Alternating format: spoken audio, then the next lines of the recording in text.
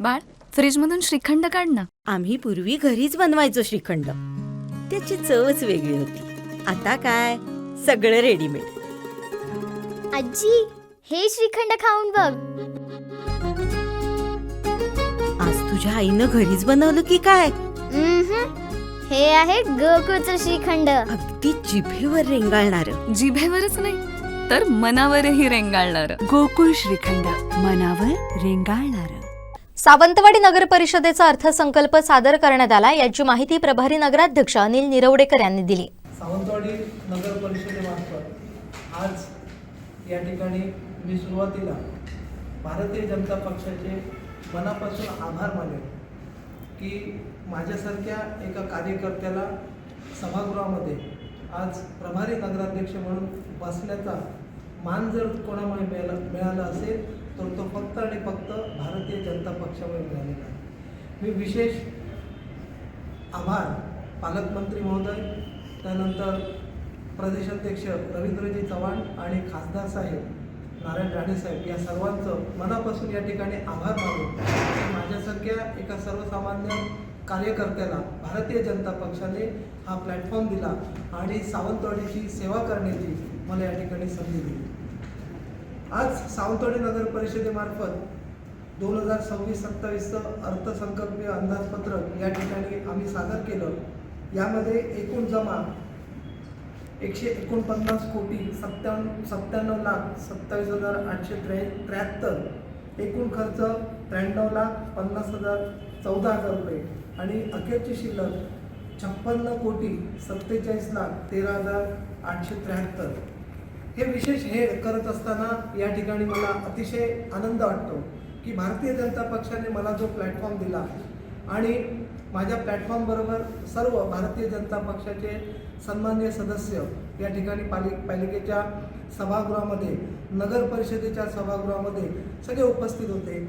सगळ्यांच्या उपस्थितीत अतिशय खेळीमेळी विरोधकांनी देखील आपली भूमिका मांडली, पण शेवटी काही मुद्द्यावर एकमत झालं आणि अर्थसंकल्प जो आहे तो आज आम्ही समाजासमोर, सावंतवाडीच्या जनतेसमोर ठेवत आहे. हा अर्थसंकल्प करत असताना सगळ्यात महत्त्वाची गोष्ट जी प्रामुख्याने या ठिकाणी आम्ही घेतली की सावंतवाडीसाठी आपण काय सुविधा देऊ शकतो, तर सगळ्यात महत्त्वाची सुविधा अशी राहील की भुयारी गटार योजना, त्यानंतर जिमखाना, मैदान, खेळपट्टी, त्यानंतर सावंतवाडीचं आरोग्य, त्यानंतर सावंतवाडीचं पाणी पुरवठा, असे जे सगळे महत्त्वाचे जे टॉपिक्स आहेत या हेडखाली आम्ही आज सावंतवाडीच्या नगर परिषदेच्या सभागृहामध्ये अतिशय खेळीमेळीच्या वातावरणात ही सभा संपन्न झाली आणि या ठिकाणी सभेमध्ये विशेष करून सर्वांनी भुयारी गटार योजना जी आहे त्याला अंदाजपत्रकात प्रत्येकाने आपापल्या परीने प्रयत्न करूया आणि त्यानंतर विशेष ज्या योजना आहेत त्या योजना म्हणजे जिल्हास्तर नागरोत्थान असेल किंवा महाराष्ट्र सरकारकडून मिळणारं नागरोत्थान योजना असेल, वैशिष्ट्यपूर्ण योजना असतील, त्याप्रमाणे वेगवेगळ्या हेडखालच्या योजना असतील, या सगळ्या योजनांचं सारासार चर्चा होऊन आम्ही आज 149,97,00,000 अर्थसंकल्प या ठिकाणी सादर केलं आणि अखेरची शिल्लक 56,47,00,000 अशी आम्ही या ठिकाणी प्रस्तावित केलेली आहे आणि अंदाजपत्रक सावंतवाडीच्या जनतेसमोर ठेवलेलं आहे. सावंतवाडीच्या जनतेला या ठिकाणी मी सूचित करतो आणि असं सांगतो की आम्हाला भारतीय जनता पक्षाला आपण जे चांगल्या भरघोस मताने जे निवडून दिलं, येणाऱ्या 5 वर्षात आम्ही त्याची पोचपावती नक्कीच जनतेला देऊ अशी मी या ठिकाणी आपल्याला हमी देतो. मी ज्यावेळी नगर परिषदेच्या दालनात किंवा नगर परिषदेच्या या संपूर्ण वास्तूमध्ये आलो त्यावेळी सुरुवातीला सगळ्यात पहिली जर कुठची फाईल बघितली असेल तर ती भुयारी गटार योजनेची फाईल आहे. या फाईलमध्ये 1994 साली ती फाईल ओपन झाली, 2011मध्ये ही फाईल क्लोज झाली. 2011मध्ये फाईल क्लोज होत असताना त्यामध्ये तांत्रिक जो एक्सपर्ट असतो त्याची ओपिनियन घ्यायची अशा प्रकारची निविदा काढण्यासाठी फाईल आली, तिथून ती फाईल क्लोज झाली. आम्हाला जर आता पुढे जायचं असेल तर आम्ही थोडंसं प्रायव्हेट एजन्सीमार्फत वगैरे काम चालू केलं आणि सरकारी यंत्रणेमार्फत सावंतवाडीचा कंटूर जो आहे, कुठे चढाव आहे, कुठे उतार आहे, कुठे तो प्लांट ॲक्च्युअल फिक्स होऊ शकतो, याचं एक्सपर्ट ओपिनियन आल्याशिवाय भुयारी गटार योजना ही नेक्स्ट स्टेपमध्ये जाऊ शकत नाही. सो एक्सपर्ट ओपिनियन मस्ट आहे. त्याच्यावर आम्ही या अर्थसंकल्पात प्रॉपर तजवीज केलेली आहे आणि एक्सपेक्टेड त्याची जी कॉस्ट आहे ती इथे धरलेली आहे. त्यावेळी जे विकेंद्रीकरण झालं त्याचं रिझन असं आहे, मी बघितलं इनफॅक्ट ते विकेंद्रीकरण नव्हतं. त्या फाईलमध्ये पर्टिक्युलर एक झोन घेतला, सबनीसवाडा, खासकीरवाडा, आणि त्याचा जो प्लांट आहे तो सबनीसवाड्याच्या अगदी एंड पॉईंटला खाली घेतलेला होता. त्याचा जो क्लिअरन्स जो प्लांट म्हणतात शेवटचा तो प्लांट तिथे घेतलेला. तिथे असं कुठेही नव्हतं. सावंतवाडीचा संपूर्ण कंटूर झालेलाच नाही, एक पर्टिक्युलर एरियाचा कंटूर झालेला आहे आणि आपण म्हणता त्याच्याप्रमाणे सावंतवाडीचा सर्वे कधीही झालेला नाही. सो हा एक एरिया, तो एक एरिया, तो एक एरिया, तो एक एरिया असं न करता एंटायर सावंतवाडीचा आपण कंटूर जर केलं तर त्या कंटूरमध्ये कुठे ग्रॅव्हिटीचा फोर्स कुठे युटिलाइज करता येईल त्या दृष्टीने अभ्यास करून इन ऑल संपूर्ण सावंतवाडीचं क्षेत्र कसं त्यामध्ये घेता येईल याच्यावर आम्ही डिटेल स्टडी केलेला आहे. आपण आता बघताय की 58 कोटी रुपयाचं पाणी योजना आपण प्रत्यक्षात अंमलात आणलेली आहे. आता ही योजना अंमलात आणत असताना सेकंड थिंग मी आता एक्सप्लेन केलं बघा की ज्या ठिकाणी आपलं पाळणेकोणचं धरण आहे त्या धरणामध्ये जो गाळ आहे त्या गाळासंदर्भात आपण जर अभ्यास केला तर तो गाळ उपसा केला तर पाण्याची कॅपॅसिटी वाढणार. आता हा गाळ उपसा जर करायचा आहे तर माझ्या मते 4 ते 5 कोटी रुपयाचं त्याला टोटल बजेट आहे. अशावेळी ज्यावेळी आपण वर्कआउट करणार, अशावेळी ज्यावेळी आपण नागरिकांना 24 तास जर पाण्याची सुविधा देणार, बट नॅचरल सावंतवाडीचा नागरिक सुदान आहे, जर तुम्ही चांगली फॅसिलिटी प्रोव्हाइड कराल तर समोरून ॲग्री नसायची काहीच हरकत नाही. सभागृहात आता विषय आला, विरोधी नेते म्हणून त्यांनी तो विषय मांडला, तरीसुद्धा यावर्षी त्यावर कोणतीही कर वाढ होण्याची चान्सेस नाही आहे. नेक्स्ट इयर सगळं ज्यावेळी अंमलात येईल त्याच्यानंतर त्याच्यावर प्रायोगिक तत्वावर पॉझिटिव्हली विचार करण्यात येईल. नक्कीच कसं आहे बघा, आत्ता तुम्ही एक मुद्दा मांडला. काय मुद्दा मांडला की समोरून सभागृहात माजी नगराध्यक्ष परब जे आहेत त्यांनी काय विषय मांडला की पाणीपट्टी किंवा पाण्याचा कर वाढवा.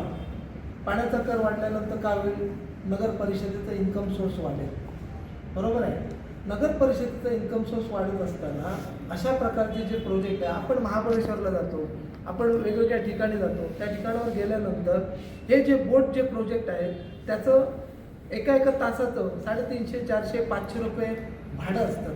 अशावेळी जर समजा पालिकेच्या 5 बोट बॅलन्स वगैरे ज्या काय आहे त्याची डागडुजी करून जर चालू झाल्या तर बट नॅचरल ऑब्वियसली पालिकेचं उत्पन्न 100% वाढणार. त्याची प्रोव्हिजन सुद्धा आम्ही इथे करून ठेवलेली आहे या अंदाजपत्रकामध्ये. इफेक्ट काय होतं की आणि किती वेळ तो चालू राहणार संध्याकाळचा? कसं आहे की मी त्या फाईलचा पूर्ण अभ्यास केला. 3,77,00,000 रुपयाचं टेंडर आहे.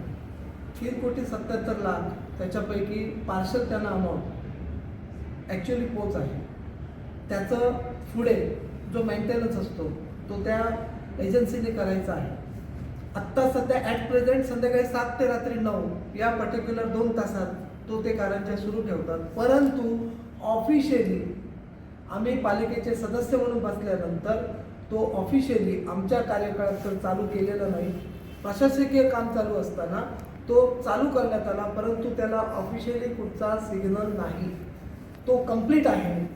त्याचे ते टायमिंगचे कारण जे आहे ते पूर्ण काम झालं आहे. त्यानंतर त्याला म्युझिक जे आहे ते सराउंडिंग म्युझिक चालू आहे आणि टेंडरप्रमाणे त्यांनी जो कारंजा तिथे चालू करायला पाहिजे तसा केला आहे का, तर त्याचं उत्तर आहे नाही. मग ते काम कंप्लीट होणं गरजेचं आहे. अदरवाईज त्याला पूर्ण जे बिल म्हणतो आपण ते आता कोणत्याही परिस्थितीत केलं जाणार नाही. त्याचं काम चांगल्या प्रतीचं जोपर्यंत होत नाही तोपर्यंत आम्ही पालिका सदस्य म्हणून त्याला कधी हिरवा कंदील देणार नाही. केलं आहे त्याच्यातलं 50% काम पण झालेलं नाही, सगळं काम अर्धवट आहे. अशा परिस्थितीत अर्धवट कामाची कोणतीही जबाबदारी, नैतिक जबाबदारी आम्ही पालिका सदस्य म्हणून घेणार नाही. आमच्याकडे सभागृहामध्ये तो विषय आम्ही ठेवला आहे आणि त्याचा पूर्ण स्टडी करणार. स्टडी करून एजन्सीमध्ये काय लॅक्युना राहिले ते फिलअप करणार. त्याच्याशिवाय त्याच्यावर एक्सपर्ट ओपिनियन मी आत्ता ॲट प्रेझेंट आपल्याला देऊ शकत नाही. त्या दिवशीची आपल्याला सगळ्यांना सिच्युएशन माहिती आहे. संदीप कुडतरकरजी यांच्या घराच्या बाजूला आग लागली, त्या ठिकाणी मी पण होतो. त्या दिवशी रात्री 3 वाजता मी पण झोपलो. सुरुवातीला सगळ्यात पहिल्यांदा स्टार्टिंगला त्याला जर कोणी फोन केला असेल तर मी स्पॉटवरून त्याला फोन केला. ती व्यक्ती तिथे आली, परंतु काय झालं की घाई गडबडीत पाण्याचा तो टँक होता तो पूर्ण भरलेला होता आणि त्याने सडनली गिअर चेंज केला आणि तो जॉईंट असतो तो तुटला. तो जॉईंट त्याने रिपेअर केला, तो जॉईंट रिपेअर करत असताना दुसरा शाफ्ट जो आहे तो खराब झाला. आता हा टेक्निकल प्रॉब्लेम आहे, पण याच्या पुढे आम्ही अशी प्रोव्हिजन केली आहे की सावंतवाडी नगर परिषदेमार्फत सबस्टिट्यूट मिनी अग्निशामक बंब, सेपरेट वॉटर टँकर याची पहिल्या सभागृहामध्ये पालिकेच्या जी सर्वसाधारण सभा झाली त्यामध्ये विशेष तरतूद आम्ही करून ठेवलेली आहे. याच्या पुढे भविष्यात सावंतवाडीमध्ये किंवा आजूबाजूच्या परिसरात कुठे आग लागली तर सबस्टिट्यूट त्याची व्यवस्था ही पालिकेतर्फे आम्ही सदस्य म्हणून अगदी काळजीपूर्वक सावंतवाडीची काळजी घेऊन एवढीच हमी देतो. हा निर्लेखित करून हा बंब जो आहे तो न्यू घेतलेला आहे आणि नवीन अग्निशामक बंब तिथे चालू आहे. पाणी घेण्यासाठी असं आता सभागृहातून ऐकायला आलं, पण मी त्याच्यावर डिटेलमध्ये थोडा स्टडी करतो. ॲक्च्युअली तसं कोणाची तक्रार नाही आहे किंवा ऑफ द रेकॉर्ड तसं ऑन द रेकॉर्ड तसं काय आलेलं नाही, त्यामुळे सध्या या विषयावर बोलणं थोडंसं चुकीचं होतं. त्यानंतर आता प्रस्तावित असलेलं नरेंद्र डोंगरवरचा पायलट प्रोजेक्ट ज्याला आपण म्हणू शकतो, अगदी सुंदर प्रोजेक्ट, मेडिएशन सेंटर आणि योगा सेंटर. असं योगा सेंटर आणि मेडिएशन सेंटर पण लवकरात लवकर 4.5 कोटीची तरतूद केलेली आहे. लवकरात लवकर ते चालू होणार, त्याचं सगळी प्रोसेस झालेली आहे. आणि तुम्ही जे म्हणताय जे प्रकल्प, फॉर एक्झाम्पल जलतरण तलाव असेल, जिमखाना असेल किंवा इतर जे पालिकेचे प्रकल्प अतिशय सुंदर आहेत, परंतु त्यामध्ये डिफेक्ट माझ्या माहितीनुसार डिफेक्ट असा आहे की त्याला जो मेंटेन करायला जो प्रॉपर एक चालना द्यावी लागते किंवा त्याला एक प्रस्तावित करावं लागतं बजेटमध्ये किंवा इतर गोष्टीत म्हणा, मेंटेनन्स प्रॉपर होत नाही आहे. मेंटेन जर प्रॉपर झालं तर सावंतवाडीसारखे पायलट प्रोजेक्ट, आता आपला घनकचरा जो प्रोजेक्ट आहे संपूर्ण महाराष्ट्रात जर आपण गेलात तर इतका पायलट प्रोजेक्ट कुठेच नाही आहे. अतिशय चांगले प्रोजेक्ट आहे, त्यामुळे सगळ्या ज्या प्रोजेक्टवर प्रॉपर मी स्टडी केलेला आहे. आत्ताच तुम्हाला एक उदाहरण सांगतो. मोती तलावाच्या समोर पॉम्पस हॉटेलच्या इकडे गेले कित्येक दिवस ते 2 झाडं पडलेली होती पाण्यात. बजेटला येण्याच्या अगोदर 8 वाजता 5 कर्मचारी तिथे घेऊन गेलो. ते सध्या तर तुम्ही जर गेलात तर ते झाड काढण्याचं काम तिथे चालू आहे. अशा छोट्या छोट्या गोष्टी ज्या आहेत ज्याला मेंटेन म्हणतो आपण, ते जर प्रॉपर मेंटेन झालं तर मला वाटत नाही की सावंतवाडीचा जो आम्ही विकसित म्हणतो की सावंतवाडी ॲडव्हान्स झाली पाहिजे, ती नक्कीच होईल. आणि हे ॲडव्हान्स होत असताना सावंतवाडीच्या नागरिकांना माझी नम्र विनंती अशी राहील की समोरून सुद्धा आपण एखाद्या गार्डनमध्ये जातो किंवा आपण एखाद्या ओपन जिमचं युटिलायझेशन करतो, त्या वस्तू माझ्या स्वतःच्या आहेत असा वापर करावा, जेणेकरून काय होईल की त्याचा मेंटेन म्हणा किंवा ती भविष्यातली त्याची व्हॅलिडिटी म्हणा ती वाढेल. वापरत असलेली वस्तू ही सरकारची नाही तर ती माझी स्वतःची आहे अशी ज्यावेळी माझी भूमिका असेल त्यावेळी सावंतवाडी नक्कीच स्वच्छ आणि सुंदर शहर नक्कीच होईल, यात कोणतीही शंका नाही. भटक्या कुत्र्याबाबत त्या दिवशी पण मी एक्सप्लेन केलं. या संदर्भात 25 दशलक्षाची प्रोव्हिजन आम्ही यावेळी या बजेटमध्ये केलेलं, त्याला धरून त्यासाठी लागणारं शेल्टर, त्यासाठी लागणारं ऑपरेशन थिएटर, त्यासाठी लागणारे डॉक्टर फॅटर्निटी, कारवड्यामध्ये एक स्पॉट निश्चित केलेला आहे जिथे हे आहे, तो अजून निश्चित झाला नाही, थोडंसं चालू आहे त्याच्यावर वर्कआउट. पण सावंतवाडीतला भटक्या कुत्र्यांचा जो विषय आहे तो आय प्रॉमिस सावंतवाडीच्या जनतेला की लवकरात लवकर त्यावर उपाययोजना करून कुत्र्यांचं निर्बीजीकरण करून टोटल 952 कुत्रे आम्ही नोट केलेले आहेत. त्याचा प्रॉपर एक एजन्सी लावून आम्ही सर्वे चालू आहे. मिशन रेबीजला निर्बीजीकरण करण्याचं ते कॉन्ट्रॅक्ट पण आम्ही देण्यासाठी प्रस्तावित केलेलं आहे. येणाऱ्या एक 15 दिवसात त्याच्यात तुम्हाला ॲक्च्युअली रिझल्ट दिसेल, यात कोणतीही शंका नाही. सावंतवाडीचा सर्वांगीण विकास करत असताना आपल्याला असं सर्वांना माहिती आहे की मागची जी सर्वसाधारण सभा झाली त्या सभेमध्ये हा विषय रेज करण्यात आला की ऑनलाईन का उपस्थिती आहे. त्या ठिकाणी मी प्रभारी नगराध्यक्ष असताना असा मुद्दा आला, त्यावेळी ज्या नगराध्यक्ष मॅडम आहेत त्यांचं ॲप्लिकेशन नव्हतं, काही लॅक्युना होत्या, त्यामुळे त्यांना त्यावेळी त्या सभेमध्ये सामील केलं गेलं नव्हतं. परंतु तो लॅक्युना फिलअप झाला. आज त्यांनी रितसर अर्ज दिला. ऑनलाईनला त्यांनी उपस्थिती द्यायला पीठासीन अधिकारी म्हणून माझ्याकडे अर्ज आहे, मुख्याधिकारी साहेबांकडे अर्ज आहे. अशावेळी त्यांची जी तळमळ आहे ती दाखवण्यासाठी आम्ही संपूर्ण सभागृहाने त्या ठिकाणी आवाजी मतदान हात वर करून मतदान घेतलं आणि सभागृहामध्ये मतदान पार पडलं आणि त्या मतदानामध्ये त्यांना तिथे सामील करून घ्यायचा निर्णय झाला आणि तो सर्वानुमते मंजूर झाला. म्हणून आपण त्यांना सभागृहात ऑनलाईन सामील केलं. फॉगिंग ज्या मशीन आहेत त्या फॉगिंग मशीन कित्येक दिवस पडून आहेत. त्याच्यावर आरोग्य अधिकारी जे आहेत पूर्ण HOD जो आहे आणि ते जे डिपार्टमेंट आहे त्या 2 दिवसापूर्वी माझी त्या संदर्भात मीटिंग झाली.